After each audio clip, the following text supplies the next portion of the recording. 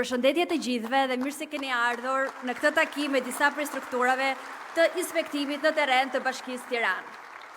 Rregulli, lishmëria dhe mbrojtja e interesit publik në jetën e përditshme të qytetit është një element shumë i rëndësishëm për zhvillimin dhe transformimin e Tiranës. Ndaj, dhe ky është fokusi kryesor i strukturave prezente në takimin e sotëm. Ftoj për fjalën e rastit kryetarin e Bashkisë Tiranë, zotin Erjon Veliaj.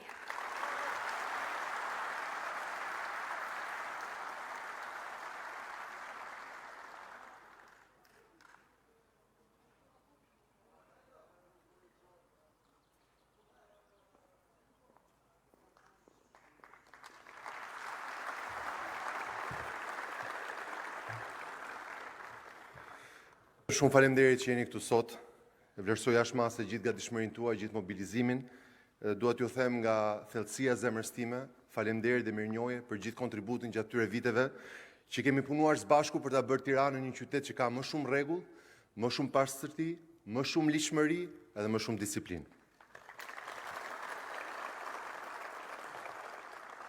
Mbrëm darkë një nga çatet e Policisë Bashkiake, organizimit të aktiviteteve, ishte një raportim për një djalë të vogël, i cili me origjinë ishte nga Vlora, kishte pasur një konflikt me vllajën e vet të madh, ishte mërzitur dhe kishte ikur nga shtëpia. Dhe imagjinoj si është ndjera ajo nën ose ajo familje në Vlorë, kur i vogli i shtëpisë nuk gjendej në shtëpi, kur nuk gjendej në lagje, kur nuk gjendej as në qytetin e vet, kur nuk gjendej as në qarkun e vet, dhe kur një djalë tjetër, pak më i madh, e gjen të vetmuar duke qarë në mes Tiranës dhe stacioni i parë për të adresuar një problematik që për ne mund të jetë rutinë nga qindra që zgjidhin për ditë, po për atë familjen në Vlorë mund të kthehej në një tragjedi, stacioni i parë për ndihmë ishte Policia Bashkiake e Tiranës.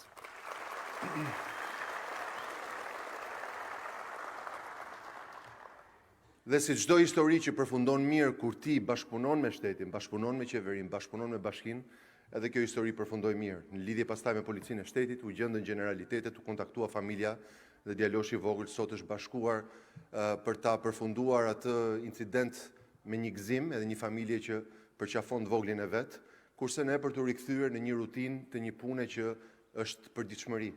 Për një policë bashkiak, kur organizohet dita e verës ose aktivitetet mëdha, siç janë iftar, siç është ky muaj i Ramazanit, që me qira fjala kush është me agjerim të lehtë dhe të pranuar, shtohet numri i aktiviteteve, numri i incidenteve. Edhe ata meritojnë gjithë përkrajen e gjithë mirënjohjen tonë të jashtëzakonshme për punën heroike që ata bëjnë si zjarfikës të Tiranës në vitet me më pak incidente. Për gjithë ata që punojnë edhe që merren me pastrimin, e dinë që në ditët e organizimeve të mëdha, siç mund të jenë dita e verës, siç mund të jenë festat e ndryshme, siç mund të jetë një ditë proteste, ata nuk ka rëndësi nëse është e shtunë, nëse është e diel, nëse është Ramazan, nëse është Pashkë, nëse është Krishtlindje, nëse është Vit i Ri, pastruesit e Tiranës duhet të jenë aty që Tirana të jetë xiç, pavarësisht nëse ka konsum prej gëzimit apo ka konsum prej vandalizmit të qytetit, qyteti gjithmonë gdhihet dhe ngryset i pastër sikur më parë dhe ata meritojnë gjithë respektin tonë.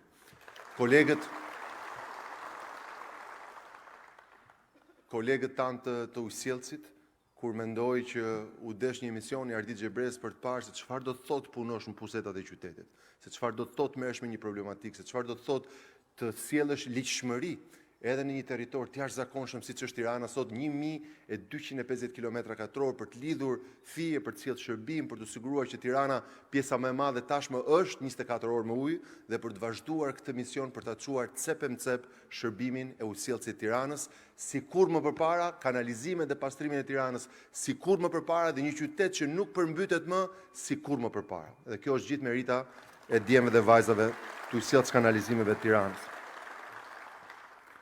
Ju kujtohet, besoj, si ka qenë ky amfiteatër.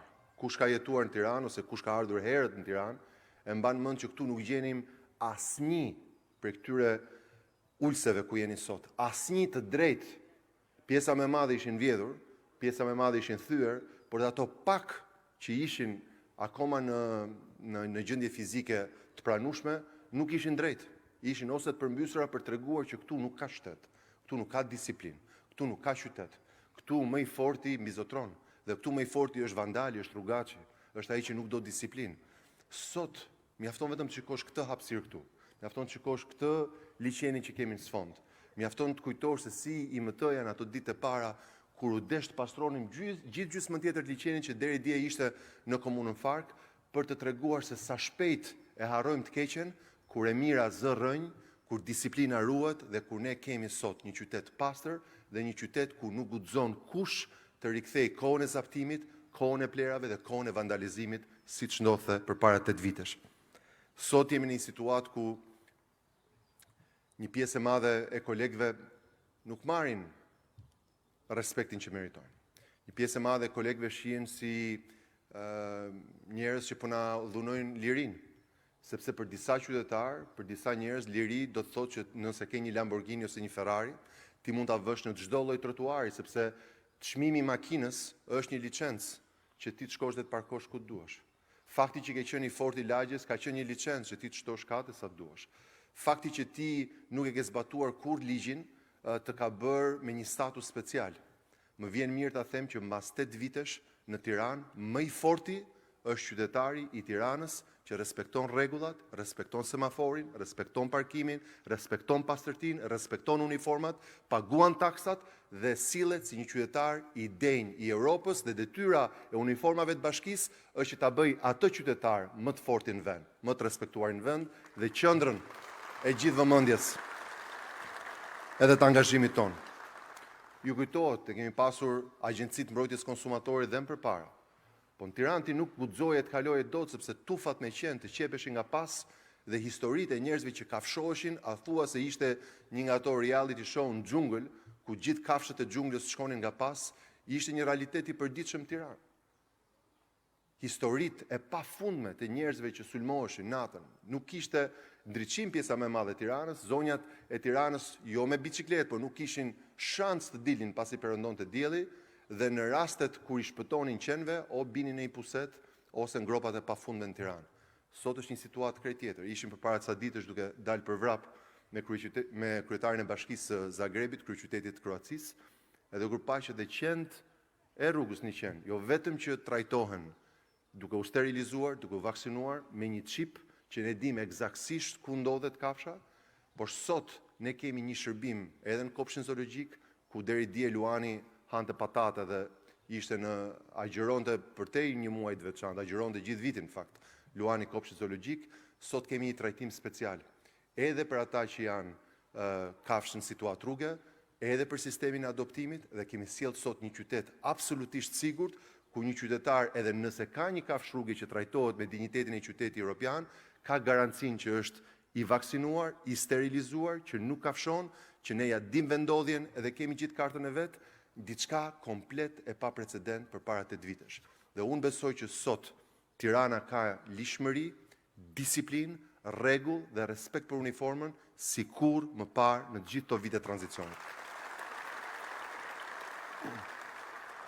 T'ju jap vetëm një statistik nga Policia Bashkiake. Ne në vitet 2011-2014, sipas statistikave të vetë Bashkisë Tiranës, kemi pasur mesatarisht në vit 4600 raportime të adresuara. 4600, rreth 10-15 në ditë. Sot jemi në një situatë ku mesatarisht në vit ne kemi 117.000 raportime të adresuara, 25 herë më shumë se që adresoheshin më përpara. Kjo do të thotë ka 25 herë më shumë besim, ka 25 herë më shumë korektësi dhe ka 25 herë më shumë zgjidhje për çdo raportim dhe çdo shqetësim qytetarëve, sado që disa mund na duken banale, disa mund na duken të rëndësishme, por fakti që çdo gjë merret me seriozitet dhe çdo raportim merr një numër serial dhe pastaj e adreson fillimisht Policia Bashkiake, thret në ndihmë një zjarfikës, thret në ndihmë ujësjellësin, thret në ndihmë Policinë e Qarkullimit, Agjencinë e Mbrojtjes Konsumatorit, inspektorët tanë të mbrojtjes territorit. Fakti që çdo raportim nuk trajtohet me gallat dhe me batut, apo më keq të injorohet, por trajtohet me respekt se për sa kohë që ai raportim është i rëndësishëm për një qytetar, është i rëndësishëm për Bashkinë e Tiranës. E për sa kohë që ai qytetar ja ka dhënë besimin institucioneve të uniformave të Bashkisë Tiranës, për ne ai është qendra e vëmendjes dhe do trajtohet me 25 herë më shumë vëmendje, respekt dhe korektësi se ç'trajtohemi përpara. Dhe sot ky është vërtet një moment krenarie. Ndërtimi i Paleje në Tiranë ka rënë me 95%. Nuk po them që është perfekt. E nuk po them që nuk ka ndonjë guximtar që teksa afrojnë zgjedhjet edhe thot ko fushate, këtyre ju duan vota, nuk duan të prishin qef njeriu, i gënjen mendja që mund ta bëj tani. Fakti që ka rënë me 95% është diçka e pa imagjinueshme. Në një vend ku shumë prej të huajve vinin si mund të jetohet një palishmëri totale në çdo cep, si mund ndërtohet kuturu. Kur kujtoj që ne kemi hapur disa kantiere që kanë qenë të pa imagjinueshme. Më përpara politika futej në çdo kantier. Ju kujtohen kantieri tu të liçeni? Në 100 ditë të atij kantieri kemi pasur 78 protesta. Në është dashur shumë prej policëve të kacafyten me deputet, me pistolet për të liruar kantierin. Ju kujtohet kur u liruam kantierin nga anën tjetër të liçenit? Ju kujtohet kur u lirua Bulevardi i Ri? Ju kujtohet kur u lirua sheshi Skënderbej nga kioskat edhe nga gjithë çudirat aty? Ju kujtohet kur u lirua Parku Rinia? Ju kujtohet kur u lirua Lana? Disa projekte që filluan që në kohët e Edi Ramës dhe që prap nuk arritëm që të kemi një konsensus politik që në Tiranë nuk zaptohet. Ju kujtohet kur u lirua Bregu i Lumit? Sot shumë njerëz, përfshi dhe disa prej nesh, i kanë harruar. Dhe është shumë mirë që i kemi harruar sepse vërtet janë pralla nga e kaluara. Sot lumi i Tiranës nuk përmbytet më. Sot sheshi Skënderbej nuk është një grumbull i madh kancerogjen me marmitat e makinave. Sot Parku Rinia është një hapësirë e jashtëzakonshme mushkërie në mes të qytetit. Sot Pazari i Ri edhe Kalaja kanë qenë tema që ne i kemi harruar si kanë qenë. Kanë qenë Pirgje me Plera dhe sot Pazari i Ri dhe Kalaja janë dy vendet më të vizituara. Sot Bulevardi i Ri po fillon përgatitjet për të pasur ndërtesën e re të Bashkisë Tiranës. Ashtu siç do të jenë disa nga hotelet më dinjitoze, ashtu siç do të ketë dhe hapësira të tjera. E kemi harruar kur ndesheshim me deputet dhe kacafyteshim për projektet e bashkisë. Sot kush erdhi nga Astiri, mbriti për 3 minuta duke përdorur unazën dhe duke zbritur tek diga e liçenit, sepse më përpara ishte e pamundur. Ne kemi harruar si ka qenë unaza e vogël kur duhet futeshim me luk puce mbas Hotel Tiranës, ke njëri që priste xhama dhe ke tjetri që kishte një lavazh dhe ajo ishte në qendër të Tiranës. Sot shumë prej këtyre punëve i kemi harruar, por një gjë nuk duhet ta harrojmë. Mirënjohjen dhe respektin për gjithë ato uniformat Bashkisë Tiranës që i mundsuan projekte të tilla. Dhe sigurisht, siç ka guximtar që nuk duhet ta bëjnë këtë gabim dhe të mendojnë që gjatë fushatës do të tolerohen shkeljet e vogla. Ashtu ka dhe guximtar në politik, në sojin tim, të cilët thonë, po të rrëzojmë këta që bëjnë shumë rregull dhe shumë disiplinë dhe që vënë gjoba, ne do ju lejojmë të kthehemi siç kemi qenë. Shkojnë tek shitësit ambulant dhe i thonë do kthehemi prapë dhe ne do shtrihemi prapë në rrugët e Tiranës. Sa të jem unë kryetar bashkie, nuk do kthehemi as 1 centimetër pas për të ushtrirë në rrugë, për të ndëjtur mbi plera, për të lëshuar kafshët kudo dhe për të filluar ndërtimet paleje, sepse Tiranës i ka shkuar përmbar lishmëria, rregulli, disiplina. Pse? Pse duhet shesim në rrugë tek shkolla koreografike, në qoftë se ne i kemi të gjitha mundësitë që te rruga Elbasanit, me një treg modern që është aty, të shesim në treg. Pse duhet shesim rrugë te shkolla Vasil Shanto? Kur vetëm 10 metra në fund të murit shkollës është tregu, ne mund të shesim treg. Pse duhet shesim prapë në përcepa rrugësh në autostrada, duke hapur furgone, kamiona, kur sapo kemi hapur tregun agro-ushqimor. Kur ne mund të bëhemi si shtetit, mund ta bëjmë Tiranën si gjithë Europa, mund të sjellim rregull, atëherë pse duhet rikthehemi në disa praktika komplet mesjetare për një qytet që sot është kryeqyteti europian i rinisë, është qyteti europian i sportit dhe besomni nuk ja jep këto tituj Europa asnjë qyteti ku njerëzit shtrihen në rrugë, kur hanë mbi plera dhe ku parkojnë kudo kalaqaf njëri me tjetrin, sepse Europa mbi të gjitha nënkupton rregull, disiplinë dhe adresim të çdo shqetësimi qytetar. Sot fytyra juaj është fytyra e Tiranës europiane dhe duhet ta mbajmë të tillë. Ju kujtohen kohët kur s'po flas për periferinë, flas për qendrën e Tiranës, po flas për lokalet mu në rrugën kryesore, rrugën Ibrahim Rugova, në mes të bllokut. Obori lokalit, trotuari i bashkisë dhe korsia e parë kishin zbritur karrige deri te korsia e makinës. Aty kur sot është korsia e biçikletës, shumë prej lokaleve ngjitur me Vilën e Enverit kishin zënë dhe korsinë e asfaltit me karrige edhe me stola. Në një vend, siç është bloku, ku koktejli është i shtrenjtë dhe taksa nuk paguhej. sepse dikush ishte i fortë dhe kishte atë lokalin aty. Sot, Bashkia e Tiranës mbledh 126% të taksës. Pa i rritur taksat, po kush ka lokal në blok, sigurisht që do paguaj pak më shumë se sa dikush që ka lokal tek Bregu Lumit, apo në Shkozë, apo në kombinat. Dhe fakti që sot mblidhet çdo gjë dhe më shumë parashikimi, do të thotë që Tirana nuk ka më të fortë, Tirana nuk është punë muskush, Tirana është punë rregulli, punë drejtësie dhe detyrimi për të respektuar pronën e përbashkët. Sot jam vërtet krenar edhe për mënyrën se si është zhvilluar transporti publik. E di që ka akoma sfida në një qytet me 1 milion banor, me 200.000 makina çdo ditë, plus 50-60.000 që vinë nga rrethet çdo ditë. Ne gjetëm 100 autobusa në Tiranë, kryesisht lodhur, traskapitur që nuk bënin dot asnjë kilometër. Sot flota është rreth 5 fish, jemi rreth 500 autobus në Tiranë. E duke qenë se ka dhe më shumë qarkullim, probabiliteti është dhe më i lartë që të ketë patjetër edhe incident. Më thoni një qytet, po shikoja në Paris, autobusi tërë i kishte marrë zjarr me gjithë pasagjerë brenda. Po shikoja historinë e New Yorkut, ku vetëm mbrëm në Daily Show, Al Franken po diskutonte me drejtuesit e pastrimit New Yorkut dhe kishin vënë kamera kudo sepse ishte fiks Tirana e përpara ca vitesh.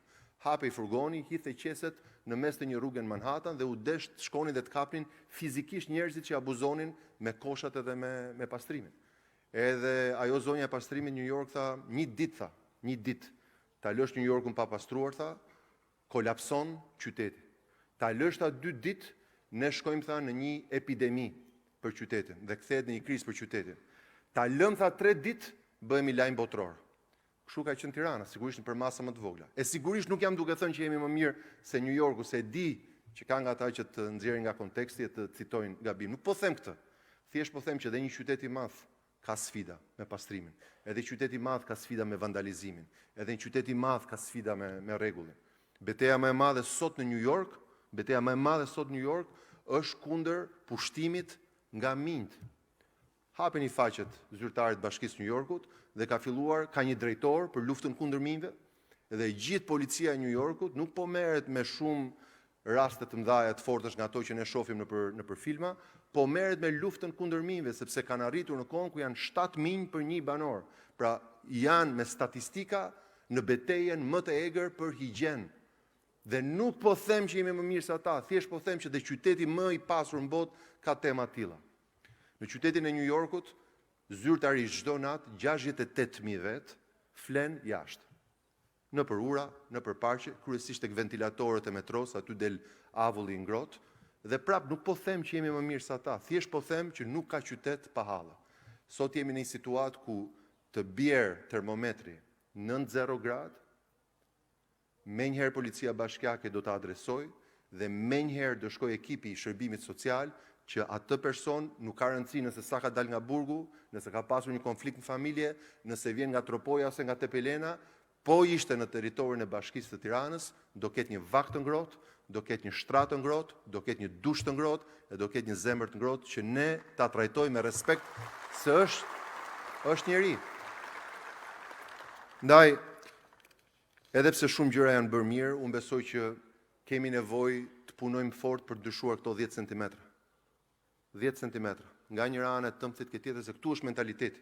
Këtu vendosim do bëjmë pis, këtu vendosim do bëjmë vandalizimet pronës publike në qytet, këtu vendosim do shajmë, do mallkojmë kur dikush vendos rregull dhe kur dikush të shmonton mentalitetin e të fortit, të zaptusit, të vandalit, të rrugachit. Këtu i vendosim. Kështu që betejë për këto 10 cm është në fakt më e vështirë se betejë për 10 kilometra që kemi liruar ke Bregu Lumit. Është më e vështirë se betejë për 10 kilometra që kemi liruar ke Astiri. Është betejë më e vështirë se 10 kilometra katror hapësirë publike këtu ke liçeni që kemi liruar. Është më e vështirë se sa këndi Lodrave. Është më e vështirë se Pazari dhe Kalaja. Është më e vështirë se gjitha unazat ku ne kemi punuar për të bashkëpunuar në projekte. Sepse në këto 10 cm është gjithë mentaliteti ynë. Edhe betejë për mentalitet është një betejë që nuk përfundon kurrë dhe ju citova një qytet madh për treguar që dhe në vendin më të pasur, e në vendin më të fortë, kjo betejë është një betejë që vazhdon. Ndaj mund të ketë disa për ju që më thonë, kryetar, po si t'ja bëjmë atyre që nuk binden? Unë them që ne duhet të mbështesim njëri tjetrin. Unë i pari jam këtu që t'ju mbështes ju. Unë i pari jam këtu që t'ju them, nuk ka rëndësi cili portal vë gjoba, nuk ka rëndësi cili analist shqetësohet nga një gjop se ka parkuar keq. Nuk ka rëndësi cili politikan thot pse më keni bllokuar llogarinë bankare se un jam filan fisteku dhe taksat e mia mund të presin për më vonë. Nuk jam si gjithë tjerët që t'i paguaj në afat. Unë them që detyra juaj është që të bëni punën që keni marrë përsipër dhe të nderoni uniformën e Policisë Bashkiake, e zjarfikses, e IMT-s, e financave, e UKT-s, e Agjencisë Mbrojtjes së Konsumatorit. Kjo është detyra juaj. Për sa kohë që unë nuk e kam problem, e për sa kohë që unë nuk predikoj populizëm, e për sa kohë që unë nuk shqetësohem fare nga gjobvënia e tyre, s'duhet shqetësoni as ju. Kështu që kërkesa ime për ju është mos të mendoni për hallin tim dhe për votat e mia. Po ngeli vendimarrja e qytetit te disa gjobaxhinj me portale, atëre kur mos e bëfshim këtë punë. Dhe historia na provoi drejt. Ata vërtet mund të jenë një minorancë që bën shumë zhurmë, po shumica e heshtur e qytetit flet një herë në 4 vjet dhe sa herë që ka folur në favor të atyre që sjellin rregull, që sjellin progres, që hapin kantiere, që modernizojnë qytetit dhe që e kanë bërë Tiranën vërtet europiane sot. Por, siç e them, mos u shqetësoni për këto, se për sa kohë që nuk shqetësohem unë, s'duhet shqetësoni as ju. Ka disa gjëra për të cilat duhet shqetësoni. Duhet shqetësoni. Ne sot kemi një trup shumë herë më të disiplinuar, po nuk kemi perfekt. Le t'ju kujtoj një statistik. Në këto 7 vite është ndruar 70% e trupës Policisë Bashkiake. Do të thotë që nuk kam hezituar në asnjë moment që kush është i padenj. Kur dikush ka bërë një gabim dhe gjobitet, kam qenë gjithmonë në mbështetje të atyre që kanë qenë anë e ligjit. Por kush ka qenë i padenj dhe ka fyer uniformën e Bashkisë Tiranës, është larguar nga kjo familje, s'mund të jetë antar i familjes sonë. Dikush që është i padenj dhe me uniformën e Policisë Bashkiake abuzon. Dhe kjo është arsyeja pse sot 70% e trupës Policisë Bashkiake janë të rinj. Dhe kam qenë gjithmonë me parimin më mirë një i ri i drejt që i jepet një shans të bëhet profesionist, se dikush me eksperiencë, ju e dini fare mirë në Shqipëri kur thonë që ka përvojë, do të thotë që ka përvojë në lloj-lloj marifetesh. Kështu që i kam dhënë një shans 70% trupës Policisë Bashkiake me çuna dhe goca të rinj, dhe sot për herë të parë, mbaj mend kemi pasur vetëm një vajzë në Policinë Bashkiake që rrini ke dera bashkisë sa për treguar që ka dhe vajza në këtë qytet. Sot kemi 100 zonja dhe zonjusha që mbajnë uniformën e Policisë Bashkiake, duke e bërë trupën e Policisë Bashkiake më njerëzore, duke e bërë më të ndjeshme, duke e bërë më të komunikueshme, edhe duke e bërë edhe më të pakorruptueshme, se na rezulton që kur janë vajzat në veprim, janë ndoshta pjesa më e mirë, pjesa më e dobishme dhe më korrekte e shoqërisë. Edhe kësaj kanë kontribuar me ndërgjegjen e tyre edhe te kolegët meshkuj. Ndaj dhe sot për 100 vajzat ju them faleminderit nga zemra, na keni bërë një skuadër më të mirë, më të fortë, më të drejtë, edhe sigurisht më të ndjeshme. Unë besoj që roli ynë nuk është që ti pëlqejmë gjithëve. Roli ynë është që ti shërbejmë gjithëve. Kur i shërben gjithëve, dikujt mund mos i pëlqej. Kur hap një rrugë nga dikush që e ka bllokuar, atij personi nuk i pëlqen. E ndoshta ju shani ju mallkon, ndoshta i çon te këto portalet e gjobës anonim të lutem, po nuk ka rëndësi. Ne nuk jemi që ti pëlqejmë gjithëve, ne jemi ti shërbejmë gjithëve. Edhe kjo duhet vlej për secilin prej nesh. Jemi që ti shërbejmë gjithëve, jo ti pëlqejmë gjithëve. Kjo do të thotë që në ndërtimet pa leje, dikush mërzitet, dikush akuzon dhe thotë këta ma bën këtë, po unë kur s'kam për t'i votu. Mos u shqetësoni. Nuk shkoni ju në votime, shkoj unë. Kështu që për sa kohë që unë se kam problem, nuk e dua votën e dikujt që e kushtëzon atë me tolerimin e ndërtimit pa leje. Edhe gjithashtu më rezulton që mbi 70% e trupës së inspektorëve tanë është ndruar. Do të thotë që edhe unë edhe drejtuesi nuk kemi pasur asnjë hezitim që kur dikush ka lejuar një veprim të padrejtë, kur dikush është bërë palë me kriminalin dhe jo me qytetarin, ta largojmë nga familja jonë. Ne këtu nuk kemi me tapi, as unë, as ju. Kjo do të thotë që nëse dikush e thyen uniformën që vesh, atëherë s'mund të jetë pjesë e kësaj familje. Ndaj dhe më vjen mirë që mbi 80% e trupës që gjetëm është sot e re, dhe më vjen mirë që gjithashtu dhe në inspektor shtimi i gocave, i grave, i vajzave, i zonjave, i zonjushave e ka bërë trupën më të drejtë, dhe fakti që çdo incident që raportohet menjëherë adresohet me një akt konstatimi, edhe në fushatën e fundit për ndërtimin në Tiranë. Ajo që u ndjeva krenar është që të gjithë ishin kapur, të gjithë ishin adresuar, dhe ngërçi mes lejeve të KKT-s dhe lejeve të bashkisë, më në fund si vakum u sqarua me VKM-n e re dhe me ligjin e ri për të mos lënë asnjë hapësirë ku dikush bënte lojra fjalësh që lejen e merrte diku dhe ndërkohë zbatimin e bënte në një territor bashkiak, dhe sot dhe ky vakum është sqaruar për të siguruar që pavarësisht ku e ke marrë lejen, në KKT apo në bashki, do ta respektosh centimetër për centimetër, në të kundërt do të konfiskohet metër katror për metër katror, ashtu siç po ndodh, edhe tek ata që abuzuan me këtë vakum ligjor mes qeverisë edhe bashkisë. Për gjithë kolegët e Agjencisë Mbrojtjes Konsumatorit, kam të njëjtin mesazh. Sot detyra jonë është sigurohemi që t'i shërbejmë gjithë, jo t'i pëlqejmë gjithë. Dikujt mund mos i pëlqej kur ne i themi nuk mund shesësh në tokë, në vitin pas pandemisë, në vende ku ne shkelim, në trotuare ku kafshët urinojnë. Kjo nuk mund ndodhi në qytet normal.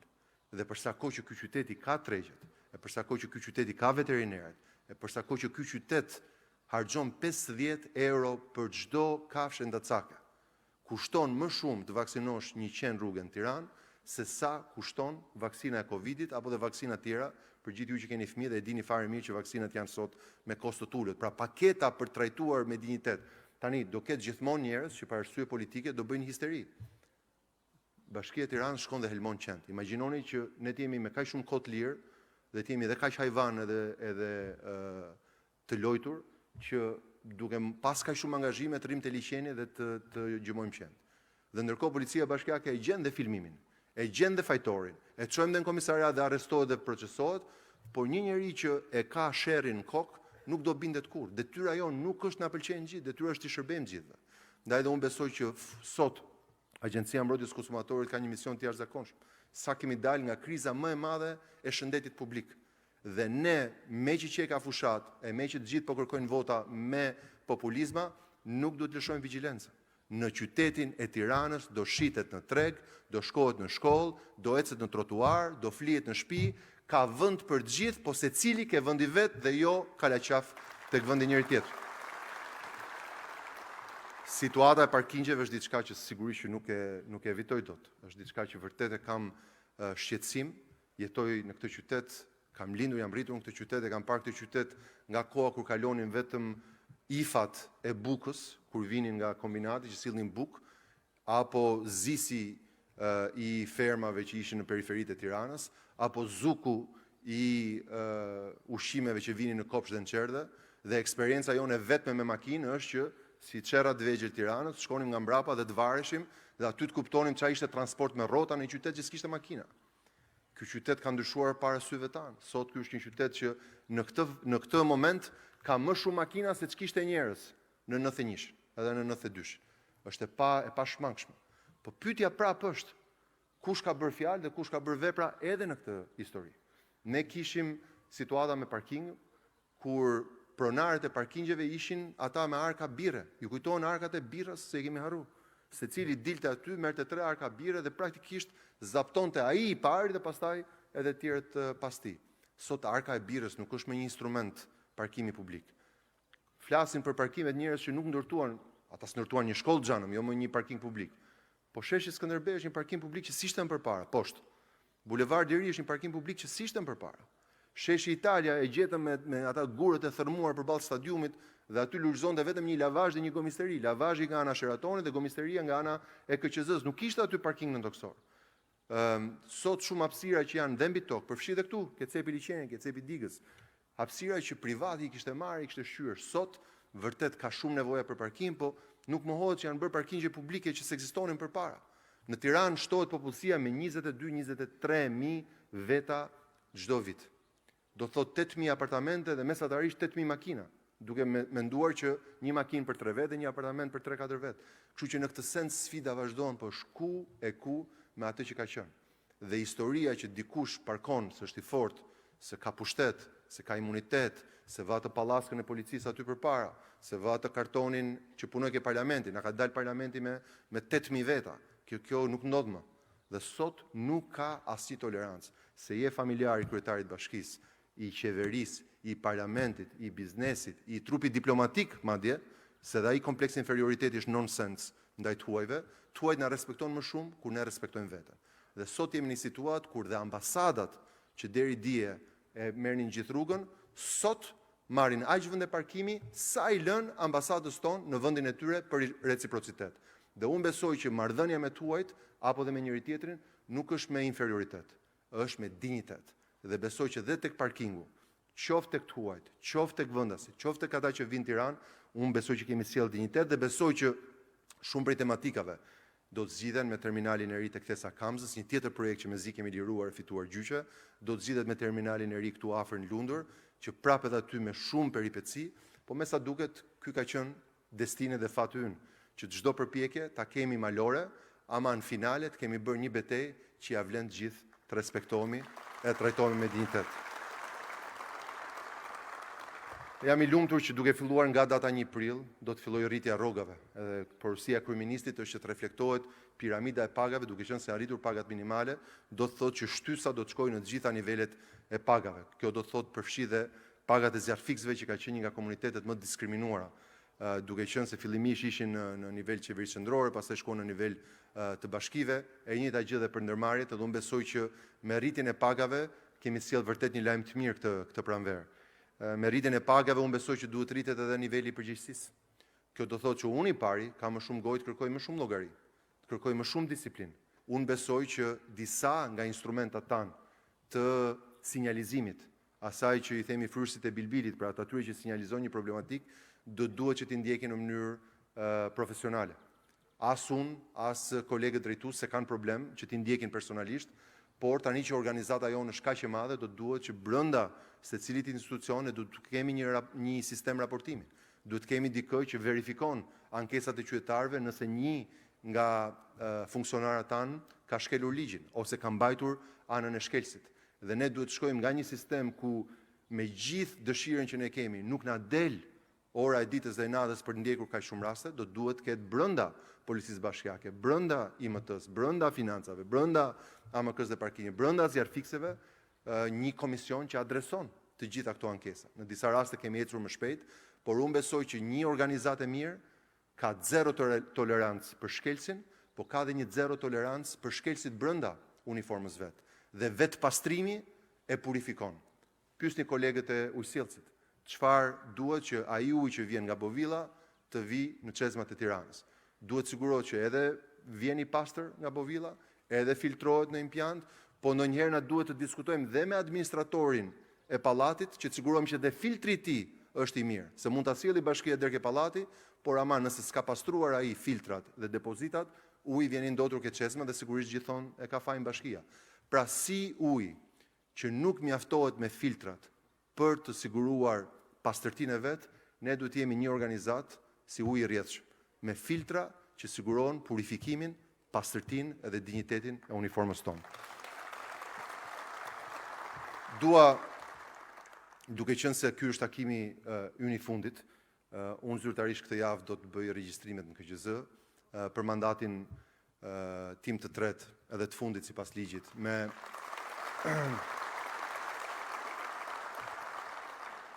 rregullat që kemi vendosur për reformën administrative, ku një kryetar bashkie ka 3 mundësi për të treguar vizionin e vet, punën e vet edhe për të lënë gjurmën e vet, edhe ndoshta nuk do të kemi më takime me që hyn dhe sezoni i fushatës. Duhet ju kërkoj për dinjitet këto 50 ditë që vinë, duhet ju kërkoj për një disiplinë të jashtëzakonshme në marrëdhëniet me qytetarët. Nuk duhet ndodhi ajo që tipikisht ndodhte në Shqipëri kur vinë zgjedhjet, lëshohet komplet administrata. Edhe unë besoj që fuqia, dinjiteti, profesionalizmi juaj do të tregohet sidomos në këto ditë, kur kryetari i bashkisë trajtohet si gjithë tjerët që janë kandidat dhe kur ndërkohë qyteti tregon që ka institucione dhe nuk varet nga një njeri. Do të thotë që uniformat tona, do të thotë që sistemet që kemi ngritur, do të thotë që profesionalizmi ynë është më i madh se sa një njeri vetë. Unë edhe pas këtyre 4 viteve do jem kryetar bashkie. Ktu pyetja është nëse kemi ndërtuar institucione që nuk janë personale dikujt, po që janë të qytetit dhe do i ngelen si pa i qytetit, pavarësisht kush është kryetari i radhës. Kështu që ky është një test i madh edhe për ju. Që këto 50 ditë mos lëm vigjilencën, mos lëm që qyteti të kthehet në ato rrumpallën e fushatave elektorale, mos lëm që të lulëzojnë ndërtimet pa leje dhe mungesa e rregullit në qytet, sepse besoj që do të jetë testi i vërtet i profesionalizmit dhe dinjitetit tuaj. Unë në finale Dua t'ju falenderoj me gjithë zemër, ka qenë privilegji jetës sime që të punoj me ju. Me disa për ju jemi bërë shok, jemi bërë miq, me disa për ju jemi takuar në gëzime, me pjesën më të madhe për ju jemi takuar në momente të vështira, edhe në krizat të jashtëzakonshme të qytetit. Sot vërtet është një ditë pranvere dhe duket mirë, po këtu kemi qenë edhe në rrebeshe, këtu kemi qenë edhe në tërmete, këtu kemi qenë edhe në përmbytje, këtu kemi qenë edhe në situata zjarresh edhe problematika është jashtëzakonshme të sigurisë jetës, këtu kemi qenë edhe në situata shumë kaotike politike dhe ja kemi dalë. Edhe qartazi njerëzit bëhen miq, bëhen shok në kushte të vështira, në situata që sfidojnë ata. Por unë besoj që gjithashtu kemi ditur të ndajmë ku fillon miqësia dhe shoqëria dhe ku ndahet puna dhe përgjegjësia. Dhe një ekip i mirë është ai që funksionon si një vllazëri e madhe, si një kolektiv ku të gjithë ndihen si familje, por që kur nuk e ngatrojnë shoqërinë e tyre me sensin e profesionit, të punës edhe të së drejtës. Nëse do vazhdoni ta mbani këtë busull, do vazhdojmë të jemi skuadra më e mirë në vend dhe skuadra më e mirë në rajonin tonë. Ju falenderoj të gjithë nga zemra dhe ju uroj shumë sukses. Shumë faleminderit. Faleminderit shumë. Shumë faleminderit.